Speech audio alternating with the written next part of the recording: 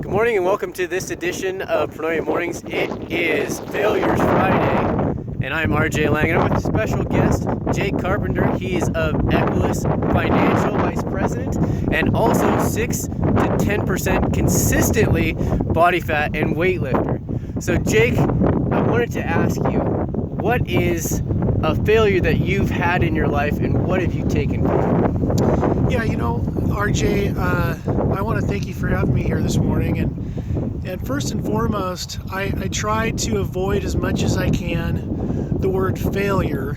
And the reason why I do that is because I have a lot of unsuccessful attempts. And there are a few things that I failed at. There at one time in my life, I chose to walk away from medical school, going to medical school.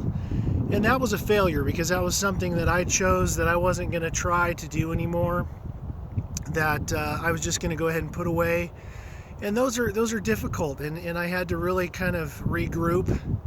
And since then, what I've been doing is and I would encourage all of you, is before you start something, what you really need to do is find your why. Why am I doing this? And that's the underlying motivation of what we do.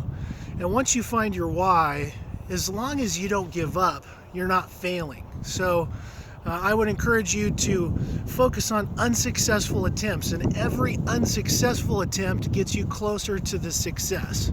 And really what this is, life is just a journey. So it's a series of failures, it's a series of unsuccessful attempts. We may decide to go different directions in our lives, but if you hold on to your why, and you hold on to that original motivation of why you started it, I think failures are less likely to happen. So, the big one in my life that I guess you could say I regret is not going to medical school.